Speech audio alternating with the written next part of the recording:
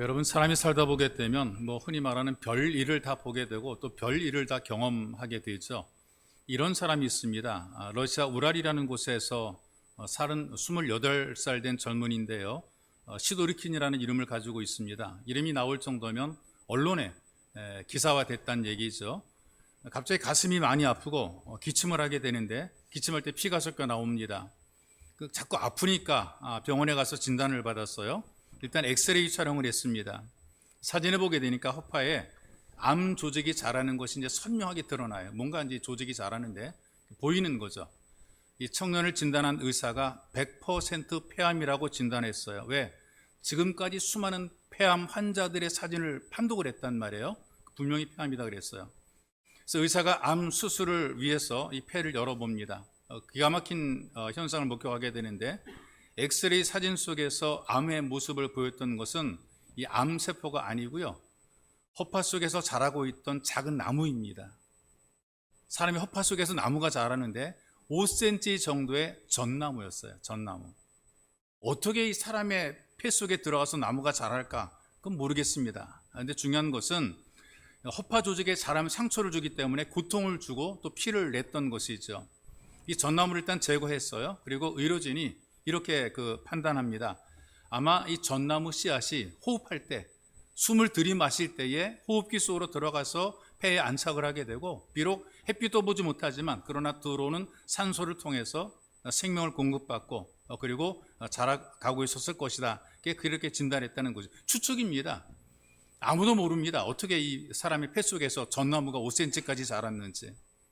시도리키는 젊은이가 인터뷰를 하면서 이렇게 얘기를 했어요. 너무나 아팠대요.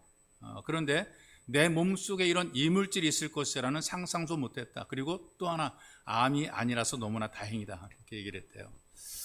여러분과 제가 사는 세상을 보게 되면 우리가 알지 못하는 기적 같은 일들이 많이 일어나게 됩니다. 우리는 최첨단 과학 시설에 살고 있는데 이런 세계 속에서도 이 과학이 이해하지 못하는 그런 일들이 일어난단 말이죠.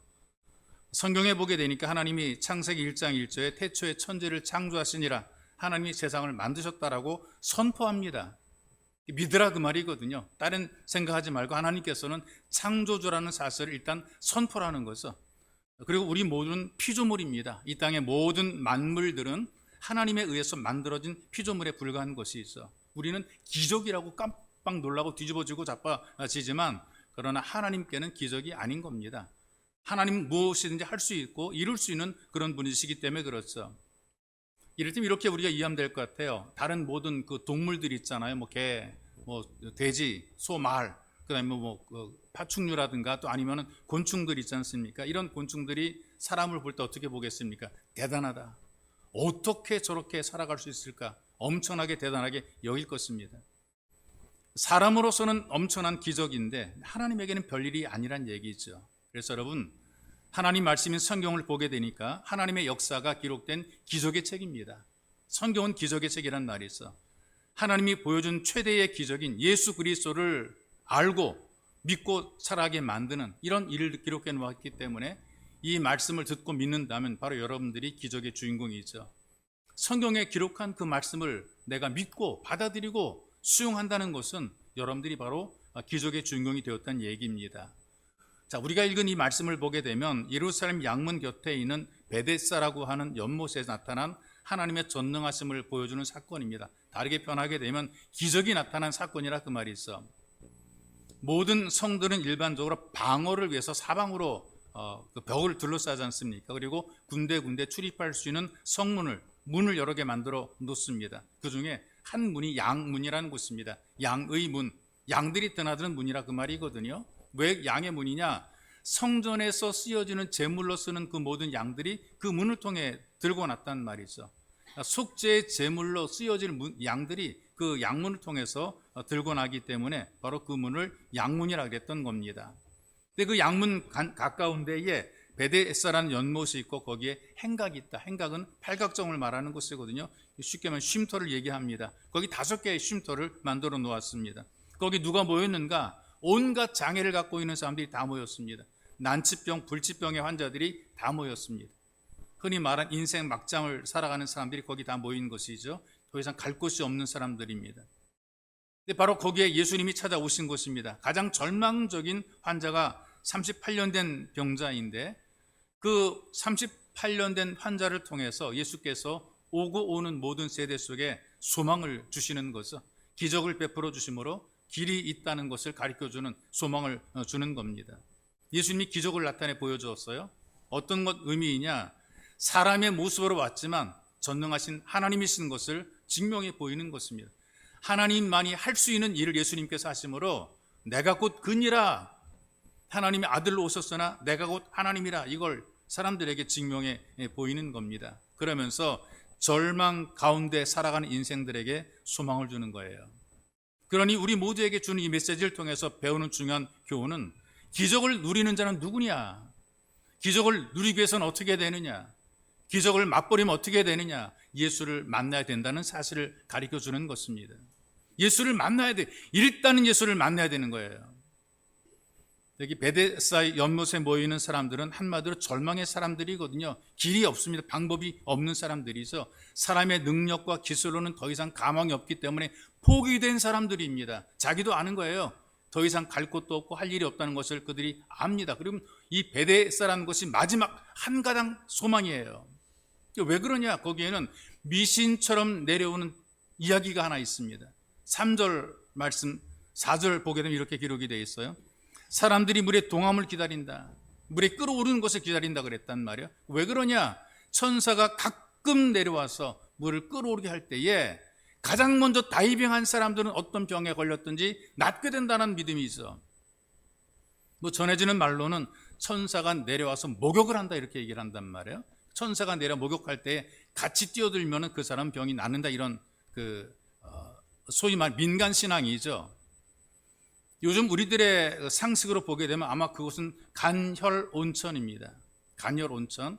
온천에 가게 되면 가끔 물이 끓어오르는 그런 온천들이 있거든요. 요즘 노천 온천 같은 데 보게 되면 물이 끓어올라요. 지금도 그런 온천들이 필리핀이라든가 일본 그 화산지대에는 많이 있단 말이에요. 근데 그 물에 들어갔다가 효염을 본 사람이 있을 겁니다. 어떤 사람이든지 그 물에 들어가서 어떤 효험을 본 사람이 있어, 나 거기 물에 들어가서 씻고 병 나았다라는 말이 전달되게 된, 이제 그 소문이 점점 퍼지게 되는 거죠. 무슨 병에 걸렸든지 낫게 된다라고 막 뻥 튀어줘서 막 사방으로 막 전달됐습니다. 실제로 물이 솟아오르는 것도 어쩌다 가끔이란 말이죠. 네, 더 어려운 것이 뭐냐면은 먼저 뛰어드는 단 한 명만 고침받는다는 것입니다. 사람들이 헛된 소망의 기대를 걸고 혹시나 하면서 그 자리를 떠나지 못하는 거예요. 물이 끓어오를 때 내가 먼저 뛰어들면 내가 병이 낫지 않을까라는 기대를 가지고 있는 것이죠. 대학 시절에 그 철학을 전공한 목사님이 계시는데 이분이 4학년 때 교생 실습을 나갔다 그래요. 교생 실습에 참가한 그 대학생들이 여학생이 22명, 남학생이 3명이래요. 이 목사님이 그 교생 반장을 했답니다. 여학생들이 많으니까요, 말은 많은데 정말 말을 안 듣는데요. 오라 그래도 오지 않고 가라 그래도 가지 않고 앉으라면 서라고 앉고, 정말 아주 여학생들을 관리하는 게 굉장히 힘들었다 그래요. 그래서 이들 어떻게 관리할까 생각하다가 손금 봐주겠다고 다 오라고 불렀대요. 네, 손금 봐줄게. 그러니까 관심 있으니까 애들이 모여들었어요. 손을 딱 들여다보면서 너 귀가 매우 얇다. 어떤 애들은 고개를 끄덕끄덕하는 아이들이 있고 어떤 데는 귀 갸우뚱하는 그런 애들이 있어요. 그때 다시 말 이어갑니다.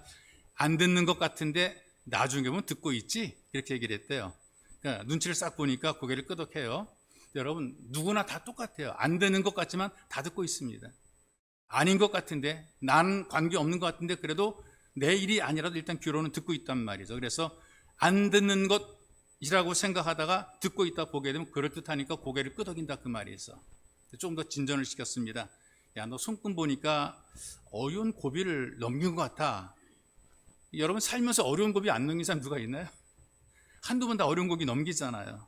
자기 입으로 고백하더래요. 아, 맞아요. 난 4살 때에 죽을 고비 넘겼대요. 주위에 있는 사람들이 오, 이 대단하네. 손금 보고 어떻게 할까 깜짝 놀랐대요. 그 고개를 들고 또 한번 이야기합니다. 아니야, 또 있어. 그랬더니 그 손금을 봐준 학생이 이렇게 얘기를 하대. 아, 맞아요. 2살 때에 나 목욕탕에 빠져 죽을 뻔했대요. 자기가 자기 고백을 하는 거예요. 그 주변에 다른 여학생들이 막 까무잡고 놀라가지고 자빠지려고 그러는 거예요. 마지막에 한마디 더 해줍니다. 야, 너 남자 문제로 고민하고 있지? 그랬어요. 여학생들이 다 놀랍니다. 실제로 졸업을 앞둔 대학교 4학년 여학생들이 남자가 없어도 고민이고 있어도 고민입니다. 한 명도 고민이고 두 명도 고민이라 그 말이죠. 그러니 그 나이 또래의 젊은 여자 가운데에 남자 때문에 고민하지 않은 여학생들이 어디가 있겠습니까? 그 말 듣고 보니까 맞는데? 속으로 뜨끔하고 맞는데 그런 거죠. 그리고 어떻게 이렇게 잘 맞추냐고 호들갑입니다. 그때 좀 더 무게를 잡고 한마디를 더 던졌대요. 야, 인생이 고달파. 그랬더니 자기를 바라보는 눈이 교주를 바라보는 것처럼 바라보더래요.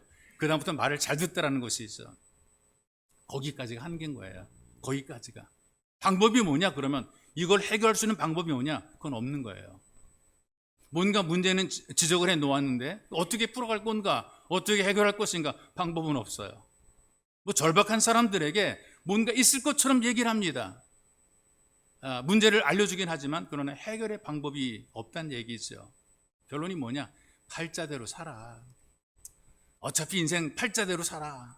그렇게 사는 것이 내 운명이고 내 팔자 이렇게 얘기를 했어요. 여러분, 사람들이 살아가면서 불쌍한 사람은 가난한 사람도 병든 사람도 아니에요. 진짜 불쌍한 사람은 소망이 없는 사람입니다. 미래가 없는 사람이죠. 앞날을 바라보지 못하는 사람이죠. 그저 앞이 캄캄한 사람이거든요. 내가 뭔가 되겠다, 뭔가 하겠다, 이루겠다, 이만큼 살겠다라고 하는 그런 마음의 소망이 있으면 지금 어려워도 견뎌낼 수 있거든요. 지금 힘들어도 감사할 수 있고 우리가 기뻐할 수 있다란 말이죠. 그런데 소망이 없으면 살아도 산 것이 아닌 거예요. 어른들, 노인들이 이런 얘기를 하더라고요. 뭐 살았으나 내가 죽은 거나 마찬가지지. 왜 그렇습니까? 소망이 없다는 얘기죠. 소망이 없으면 죽은 것처럼 살아간다는 겁니다. 그런데 좀 더 비참한 사람이 누구냐? 헛된 소망을 가지고 살아가는 사람. 소망이 없는 사람도 참 불쌍한 사람인데 더 불쌍한 사람은 헛된 소망, 전혀 이룰 수 없는 불가능한 소망을 가지고 살아가는 사람이죠. 나는 소망이라고 생각하는데 그 소망은 성취할 수도 없고 이룰 수 없고 그리고 결국 성취해도 헛된 것임을 알게 될 때 결국 비참해지는 것. 바로 이거 베데스다의 현실이란 말이죠. 여기 베데스다에 모인 사람들을 보게 되면 헛된 소망들을 다 품고 사는, 자기한테 뭔가 올 것 같은 그런 기대감 속에 살고 있단 말이에요. 또 한 가지 비참한 것이 어떤 것인가? 거기에 모인 사람들이 어떤 사람들입니까? 막장까지 밀려온 사람들이거든요. 아무 곳에서도 자기를 받아주는 사람 없고 누구도 자기를 치료할 수 있다는 사람도 없고 여기만이 자기의 어떤 방법과 길이 있을 것 같아가지고 거기 와보니 다 자기랑 비슷한 사람, 더 힘든 사람, 어려운 사람들이 거기 다 몰려 있습니다. 온갖 환자들이 다 모여 있단 말이죠. 그러니 그들은 전부 다 자기와 같은 처지의 사람들이란 말이에요. 근데 그런 처지에 있음에도 불구하고 또 경쟁을 하고 있으니 이게 얼마나 참 불행합니까?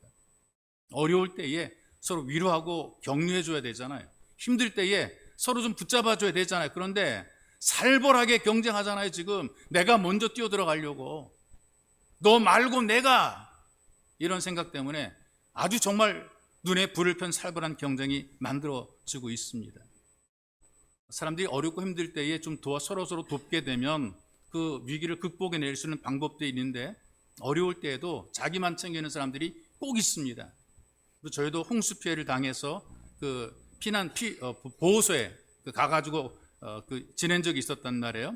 근데 그 피해를 당해서 거기 온 사람들, 집이 물에 빠져서 가재도구 떠내려가서 그래서 피해를 온 사람들, 그들에게 구호품들이 전달이 돼요.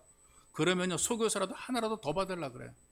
남들이 가지든 안 가지든 관심 없이, 남들은 맨바닥에서 자든 그 관심 없이 나는 담요 하나 더 받아서 따뜻하게 자겠다는 거예요. 내 거 있는데도 불구하고 또 내 거 또 챙기려고 그러는 모습을 목격을 합니다. 이게 사람들의 욕심이란 말이죠. 이 베데스다라는 곳은 자기의 집이라는 그런 의미가 있음에도 불구하고 살벌한 경쟁이 있다란 말이죠. 이게 바로 세상의 모습이에요. 여러분과 제가 사는 세상의 모습이라 그 말이에요. 그 속에서 찌들어가고 그 속에서 소외되고 그 속에서 버림받은 사람도 있는데 바로 38년 된 환자가 그렇습니다. 모든 환자들이 다 모인 그런 바닥 인생들 속에서도 그래도 밀려버린 꼴찌 인생이란 말이죠. 해보나 마나 항상 꼴등이에요. 38년 동안에 병으로도 누워 있었지만 자기가 그물 속에 들어갈 수 있는 기회가 없었습니다. 도와줄 사람도 없었습니다. 마음속에는 늘 부정적인 생각이 앞섰던 것이죠. 난 안 돼, 못해, 할 수 없고 저놈들 때문이야. 남에 대한 원망과 불평이 가득한 거죠. 내가 못 사는 거, 내가 안 되는 거 다 그 인간 때문이라고, 이런 원망 속에 살아가는 사람들이 굉장히 많은 거예요. 근데 그런 인생에 예수님이 찾아오시잖아요. 예수를 만나면 뭔가 변화가 만들어지는 겁니다. 예수를 만나야 되는 거란 말이죠. 저는 이런 생각합니다. 우리가 아직까지 눈 뜨고 세상에 살고 있으면 우리에겐 기회가 있다. 우리는 아직 기회가 있다. 이 예수님을 만나서 내 인생에 위대한 변화를 만들 수 있는 그런 기회가 있다. 내 인생에 위대한 기적이 만들어질 수 있는 그런 기회가 우리에겐 있다. 내가 예수를 만나고 예수님과 접촉하면, 내가 예수님에게 접속이 되기만 하면 내 인생에 위대한 변화가 만들어진다. 이런 기대감, 이런 소망이 우리에게는 아직 있더란 말이죠. 소망이 없는 곳은 지옥입니다. 근데 여러분과 제가 살아있다면 우리는 아직까지 지옥에 떨어지기 전까지는 기회란 말이죠. 왜? 예수님께서는 어느 곳이든 우리를 찾아오시기 때문에 그렇습니다. 예수님만이 세상과 교회와 사람들의 소망이 되는 거예요. 예수를 만나게 되면 내 인생에 위대하고 놀라운 변화가 만들어지게 되어 있습니다. 기대감이 충만해지게 되고 할 수 있는 용기가 생기게 되고 주저앉았다가 벌떡 일어서게 되는 거죠. 삶의 의미가 달라지고 목적이 달라지게 되고 가치관이 달라지게 되는 거예요. 어떤 사람이 억울한 누명을 쓰고 감옥에서 홀로 감금이 되어 있습니다. 절망, 고독, 아주 그냥 이를 악물면서 하루하루를 보내게 됩니다. 그러면서 가족과 친구들도 외면하게 되고 더욱더 분노하게 되고 간방 벽에다 다음 같은 글을 휘갈겨 썼습니다. 하나님은 죽었다. 아무도 날 돌보지 않는다. 내 인생은 끝나버렸다. 이 사람이 어떤 극적인 아주 바닥으로 밀리게 되면 원망, 저주를 하게 됩니다. 이를 악물게 됩니다. 입에 저주가 나오게 된단 말이죠. 십자가에 달렸던 사람들이 저주한 것이 그런 거예요. 죽음의 고통 속에서 예수님을 막 저주하잖아요. 자기를 십자가에 못 박는 사람들을 저주합니다. 이런 저주가 막 튀어나오게 돼 있단 말이에요. 이 사람이 저주를 막 퍼붓는 겁니다. 마음속에서 우러나오고 입에서 나오고 글로도 표현되고 그랬습니다. 어느 날 이 감옥의 바닥에 한 구석에 시멘트가 갈라진 틈새로 새싹이 돋아나는 거예요. 이런 거 많이 보죠. 저도 가다 보게 되면 어떤 계단에서 자라는 새싹을 목격을 하기도 합니다. 그 작은 틈새에서 새싹이 자라는데 아마 바람에 날려 들어와서 거기에 정착한 것 같고요. 그리고 창문, 작은 창을 통해 들어오는 빛을 통해서 방향을 바꾸면서 자라가는 거죠. 이게 살아가는 모습이 너무나 신기해서 감동이 됐어요. 그래서 마음속에 이 싹을 한번 키워보고 싶다, 그런 생각이 들었습니다. 간수가 가져다주는 물을 아끼면서 매일 새싹에다 물을 주었습니다. 한참 지나게 되니까 거기에 파란 꽃이 피어났죠. 그 꽃을 바라보면서 생명의 신비를 느끼고 감격했습니다. 거기에서 소망을 보게 된 겁니다. 벽에 써뒀던 그 글을 다 지워버려 쓰고 새로운 글을 썼어요. 하나님의 생명이 신비를 보여주었다. 이제 나는 외롭지 않다. 나에게도 소망이 있다. 마음속에 소망이 싹이 자라게 됩니다. 그러면서 그 사람이 옥중 시인이 되었다. 그런 글을 읽었습니다. 어떤 절망의 자리에 있더라도 우리를 찾아오는 예수를 만나게 되면 소망의 사람이 됩니다. 그리고 기적을 누리는 예배자로 살 수가 있다는 얘기죠. 상담에 대한 책들이 굉장히 많습니다. 그 책을 제가 쭉 읽어보니까요, 거기에 다양한 임상 기록들이 있습니다. 다양한 사례들이 있고 임상 기록들이 있어요. 한 목사님이 기록한 그 내용인데요, 42살 된 집사님이 남편이 바람이 났어요. 이 42살인 이 집사님인데 10년은 더 늙어 보입니다. 52살 된 것처럼 그렇게 보여요. 팍상 늙어 보이는 거죠. 한 달에 한 번 정도는 농약을 사놓았다 그래요. 이런 생각이 들었답니다. 이렇게 살아 뭐하나, 죽고 싶다. 남편은 48이랍니다. 남자 나이 40대 바람나게 되면 임금도 못 말린다, 그런 말이 있다 그래요. 목사님이 이렇게 얘기를 해줬대요. 나도 당신도 그 인간 바꿀 수 없다. 못 바꾼다. 바꾸려고 노력하지 말라. 그리고 이렇게 권면합니다. 새벽 기도 시간에 예수님께서 남편을 찾아가서 품에 안아 가정에 돌아오는 것을 상상하며 기도해라. 예수님이 그를 찾아가서 예수님이 그 마음을 움직이시고 예수님이 그를 이끌어오는 것을 상상하면서 기도하라 그랬대요. 그때부터 마음속에 소망을 품고 하나님께 간절히 기도합니다. 새벽에 나가서 울면서 기도합니다. 마음의 평안이 오기도 합니다. 그래도 변화가 없을 때 또 울면서 기도합니다. 3개월이 지나게 되니까요, 남편이 저녁 때 들어오더니 이렇게 뜬금없이 말하더래요. 당신은 천사 같아 그러더래요. 묻지도 따지도 않았는데 갑자기 그 말하더래요. 그래서 그런가 보다 했는데 좀 뭔가 변화가 있나 그랬대요. 그리고 새벽 현관에서 2주째 울면서 기도하더래요. 2주째 울면서 뭔가 자기가 양심에 거리끼는 것이 있고 아내에게 미안한 것이 있더란 말이에요. 그래서 2주째 지가 그러고 기도하더래요. 시킨 것도 아닙니다. 그냥 그렇게 기도하더래요. 이분이 이런 그 현장을 목격하고 간증을 합니다. 하나님은 살아계십니다. 내 기도 응답하셨습니다. 그러더니 뭐 특별하게 뭐 화장품을 쓰지도 않았고 뭐 수술을 하지 않았음에도 불구하고 35살 정도로 보이더래요. 10년 늙었던 그 모습이 10년은 젊어 보이더라는 것이죠. 예수를 만나는 경험을 하게 되면 이뻐집니다. 은혜 많이 받으면 피부도 고와지게 되는 거죠. 여러분들 예수를 잘 믿게 되면 예수님께서 여러분들을 찾아주시고 그 예수를 통해서 여러분들의 삶이 다 좋아지게 됩니다. 마음도 좋아질 뿐 아니라 여러분 외모도 아름답고 좋아지게 되는 거죠. 바로 그 예수님께서 여러분을 찾으시기를 간절히 원하십니다. 여러분들의 발로 교회를 찾아온 것 같아도 예수님께서 여러분을 찾지 않으시면 여러분들이 올 수가 없습니다. 그리고 믿어지지도 않습니다. 기적이 어떤 것이 가장 큰 기적인가? 예수께서 나를 찾아온 것이 가장 큰 기적이고 나를 찾아온 그 예수님께서 하나님의 집으로 교회로 날 인도해 오신 것이 가장 큰 기적입니다. 그러니 여러분과 제가 이 땅에서 예수 믿고 살아가는 이것이 인생의 가장 커다란 기적 중에 기적이 되는 것이죠. 여러분 예배 자리에서 말씀을 통해 여러분을 찾아오시는 예수를 개인적으로 만나시기를 바랍니다. 절망과 아픔과 슬픔들을 소망으로, 불가능을 가능으로 바꾸는 기적을 누리는 예배자가 되시기를 예수님의 이름으로 축복합니다. 그리고 예수를 만나게 되면 어떤 결과가 만들어지게 되는가? 치유와 회복의 은혜를 누리게 됩니다. 안 되는 걸 되게 만들어지는 역사가 일어난다 그 말이죠. 미국의 역대 대통령들 가운데에 믿음이 좋았던 대통령들이 있어요. 좀 대조적인 대통령입니다. 하나는 카터 대통령이고 또 한 분은 레이건 대통령입니다. 이 두 분의 믿음이 좋은 이 두 분의 리더십 지도력을 서로 대비시킨 글이 있습니다. 다 믿음의 사람들인데 카터는 소극적인 리더십을 가졌습니다. 그가 대통령이 되었을 때 국민들에게 지금은 경제가 어려우니 긴축하고 절약하고 여행을 자제하며 소비를 줄이자 이렇게 호소를 했어요.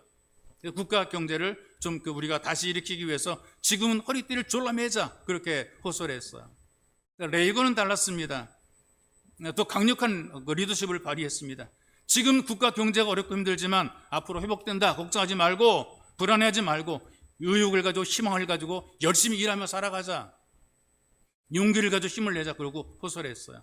믿음으로 돌파하는, 믿음으로 극복해가는 그런 적극적인 태도를 보였다는 거죠. 뭔가 도전이 되고 각성이 되게 되면 사람이 달라지게 되어 있습니다. 그 각성이 필요한 거죠. 좀 깨달아야 될 필요가 있단 말이에요. 자, 예수님께서 베데스다를 방문하셨습니다. 뭐 38년 동안 누워 뒹굴던 사람이거든요. 그 사람에게 물어보는 게 낫기를 원하냐? 아니, 당연히 낫기를 원하죠. 그런데 이미 낫기를 원하는 마음을 포기하고 있었잖아요. 나는 안 돼. 38년 동안 여기 있었지만 나는 안 돼. 내가 아무리 뒹굴러 다녀봐도 나는 나을 수 있는 환경도 조건도 아니야. 근데 예수님께서 그에게 질문하시면서 그를 각성시키잖아요. 너 낫기를 원하느냐? 자꾸 동기를 불어일으키는 거란 말이죠. 일어나 내 자리를 두고 걸어가라. 믿음이 없는 자가 되지 말고 믿는 자가 되고 작은 믿음이 아닌 큰 믿음의 사람이 되라. 도전을 주면서 치유하고 회복의 은혜를 누리게 만들어 놓으신 것입니다.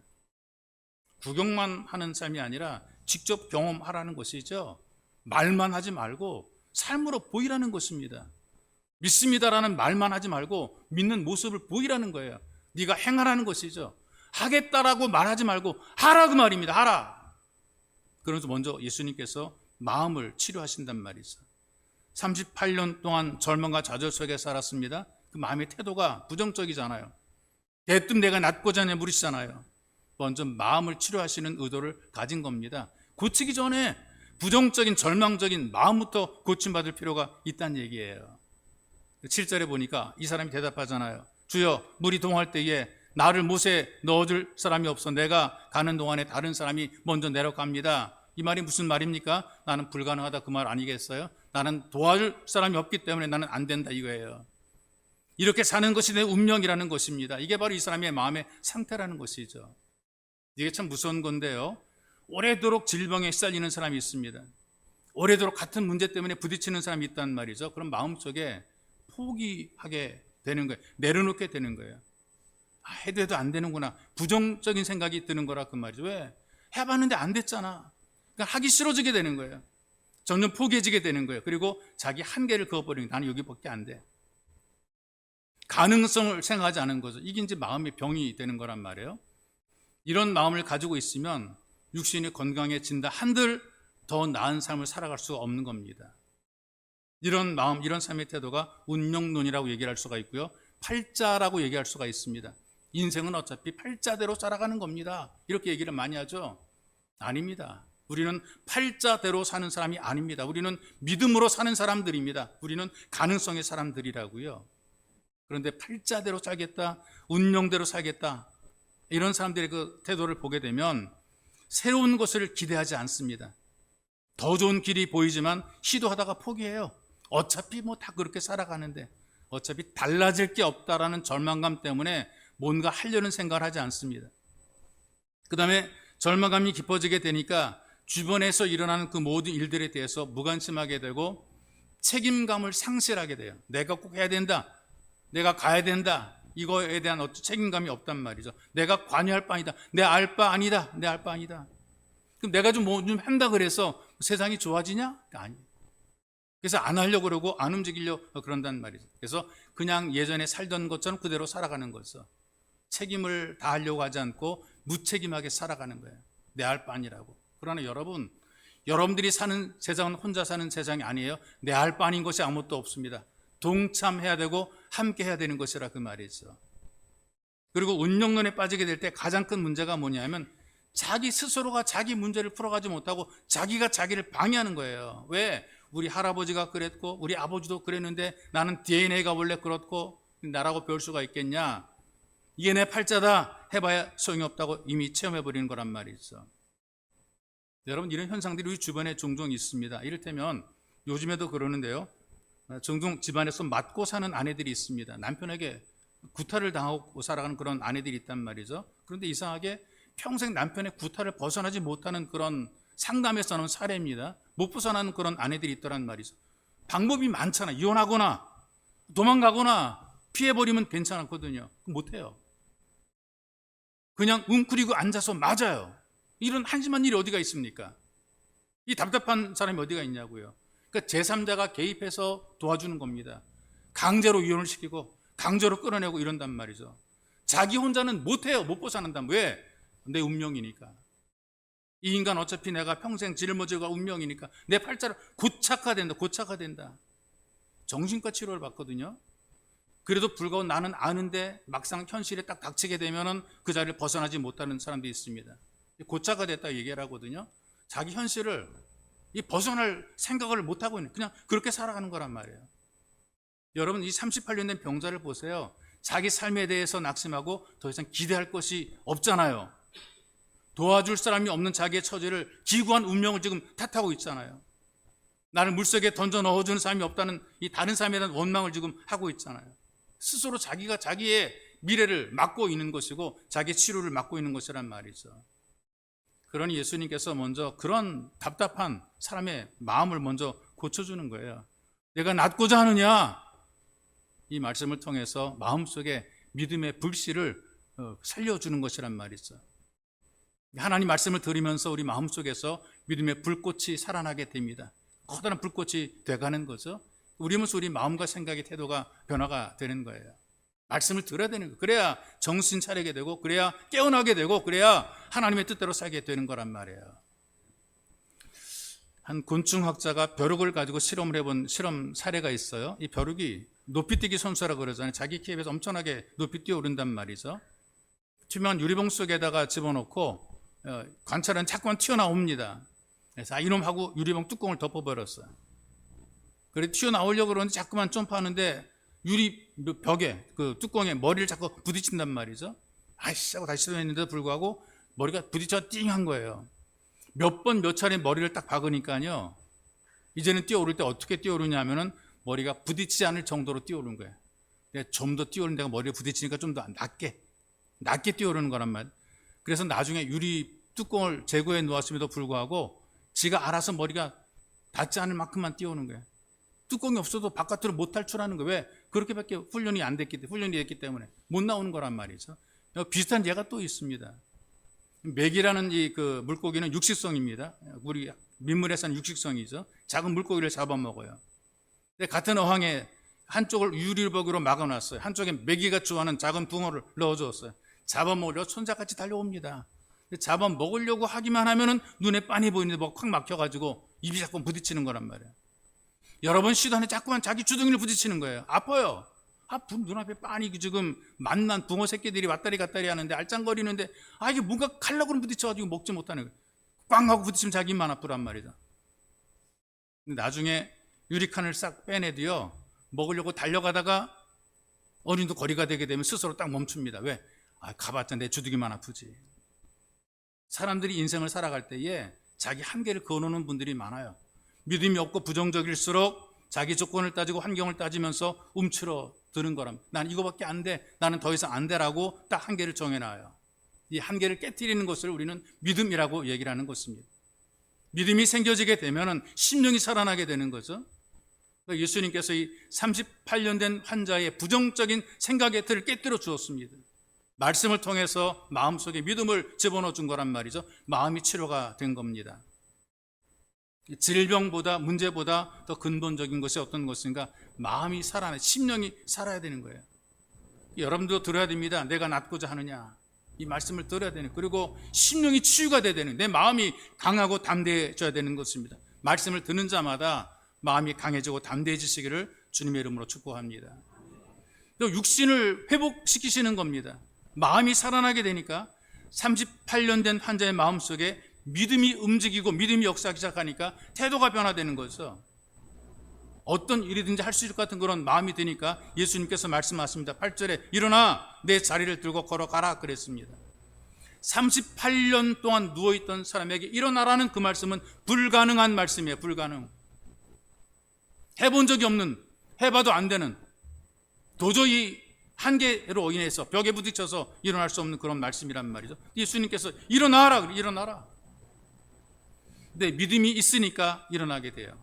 그 전까지는 꿈에도 생각하지 못했단 말이죠.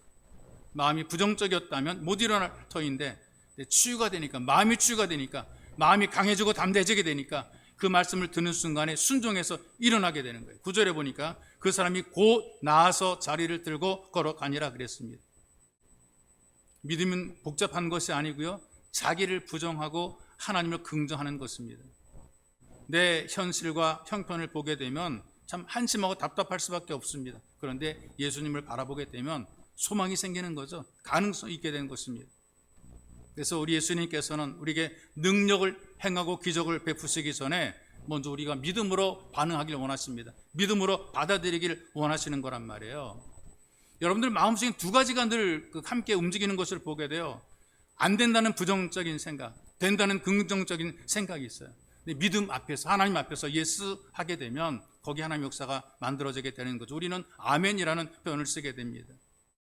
혹시 여러분 어떤 어려운 문제가 있거나 힘든 문제가 있더라도 여러분 절대로 끝이 아니라는 것을 기억하세요. 하나님은 거기에서 시작하십니다. 사람의 끝이 하나님의 시작이 되는 거죠. 그런 여러분 예배의 자리에서 예수님을 만나시기 바랍니다. 바로 그 예수를 통해서 나도 할 수 있다는 소망을 가지셔야 됩니다. 말씀 앞에 예, 아멘, 긍정적인 순종이 필요한 거죠. 그리고 하루에도 몇 번씩 기도하세요. 우리 열린 입 가지고 왜 기도 못합니까? 우리 마음으로 왜 기도 못합니까? 하나님 나 좀 도와주세요. 나를 도와주세요. 그럼 우리도 기적을 누리는 예배자로 살아가는 것이 있어. 여러분의 삶 전체가 절망 중에 있는 세상을 향해서 살아있는 소망의 증거가 되시기를, 여러분들이 소망의 증거가 되시기를 주님의 이름으로 축복합니다. 우리 기도합시다. 주의 말씀을 기도의 제목으로 삼아 기도합시다. 하나님, 예배의 자리가 예수를 만나는 자리가 되게 하옵소서. 두 번째로 말씀으로 통행하는 예수를 대면하고 나도 기적으로 살게 만들어 주옵소서. 내가 지금 사는 것이 기적으로 산다는 것을 알게 하시고 깨닫게 하시고 각성하게 도와주옵소서. 예배 자리에 나오는 것이 보통이 아니라 이것은 기적으로 오는 것임을 여러분들이 알 수 있도록 여러분들이 간절히 기도하기 원합니다. 또 예수님을 통해서 마음과 몸의 약함들이, 부족함들이, 절망들이 치유가 되고 회복이 되는 기적을 누리게 해달라고 간절히 기도하시고, 그리고 모든 절망을 뚫고 소망을 바라보고 부정적인 불신이 무너지고 믿음을 누리는 기적의 삶을 살아갈 수 있도록 하나님, 내 인생, 내 삶 속에 예배를 드리는 예배의 자리 속에서 문제가 해결되고 풀어질 뿐 아니라 육체의 연약한 것들이 강해지게 도와주시고 치유가 되게 만들어주시고 회복되게 도와달라 함께 기도하기 원합니다. 기도하겠습니다. 살아계신 아버지, 고맙고 감사합니다. 우리에게 복과 은혜를 베풀어 주어서 예배의 자리에 불러주신 주의 은혜 감사합니다. 오게 하신 것도 은혜고 예배를 드리게 하신 것도 주님 은혜입니다. 원근 각처에 흩어져 있던 우리들이 주 앞에 왔습니다. 하나님의 예배를 드리며 주의 말씀을 듣습니다. 우리를 각성시키신 주의 말씀이, 하나님의 말씀이 우리의 심령 속에 울려 퍼지게 하시고 하나님의 말씀이 우리의 마음에 닿게 도와주시고 주의 말씀이 우리에게 역사하셔서 생명의 말씀을 통해 우리가 눈이 열리고 열리게 만들어 주옵소서. 하나님, 예배를 통해서 주의 말씀을 들으며 말씀으로 우리에게 다가오시는 예수를 만나는 자리가 되게 도와주옵소서. 그저 앉아 구경만 하는, 왔다가 가는 자리가 아니라 내가 예수님을 만나는 자리, 예수님을 경험하는 자리가 되게 도와주옵소서. 나와 함께 말씀으로 동행하신 예수님을 만나고 경험하며 대면하게 만들어주시고 내가 사는 오늘의 삶이 기적으로 사는 것을 알게 하시며 날마다 삶단 기적으로 살아갈 수 있도록, 어찌 예수를 믿었게 되는 이 은혜를 누리게 되었는가, 하나님의 기적과 아닌 것을 알고 더 감사한 마음으로 살아가도록 우리를 도와주옵소서. 전능하신 아버지, 우리가 하나님 앞에 왔습니다. 예수를 믿음으로 말미암아 예수님을 통해서 우리의 마음이 치유되게 붙잡아 주게 주옵소서. 우리의 마음이 강하고 담대해지게 도와주옵소서. 그리고 주님 육체도 회복이 되고 치유가 될 수 있도록 하나님 우리를 도와주옵소서. 절망을 뚫고 소망을 바라보게 하시고 부정과 불신이 무너지게 하시며 믿음을 가지고 살게 도와주시고 우리가 살아가는 삶은 기적의 삶이 되게 도와주옵소서. 살아계신 하나님 아버지, 우리가 예배를 드리는 바로 이 자리 속에 하나님의 은혜가 넘치게 하소서. 예배를 드리다가 문제가 해결되고 예배를 드리다가 용감해지고 담대해질 뿐 아니라 예배를 드리면서 길과 방법을 찾게 붙잡아 주고 하시고 예배를 드리며 치유와 회복을 누릴 수 있는 복된 예수 가족이 되도록 하나님 우리에게 거룩하신 성령의 기름 부심이 함께하여 주시옵소서. 살아계신 아버지, 감사합니다. 우리를 부르셔서 은혜 가운데 거하게 하신 주님, 부르심 받은 것도 기적이며 예배를 드리게 하시는 것도 기적이기에 너무나 고맙고 감사합니다. 우리 속에 믿음을 주어 예수님을 주로 고백하게 도와주시고 하나님 아버지라 부르며 기도하게 만드시니 이 놀랍고 위대한 기적의 주인공이 되게 하시니 하나님 감사와 영광 올려드립니다. 예배의 자리에 주님 우리와 대면하셔 만나주시며 우리 마음에 감동을 주어 각성시켜주시고 이 땅을 살아갈 때 예배 자리에서 예배를 드리면서 예배를 통해서 우리가 문제가 해결되고 회복이 되며 치유가 될 수 있도록 주님 우리를 도와주옵소서. 예배를 통해 우리가 기적의 삶을 살아가는 것을 경험하고 누리게 만들어 주옵소서. 참으로 보배로우신 예수님의 이름으로 기도하옵나이다. 아멘.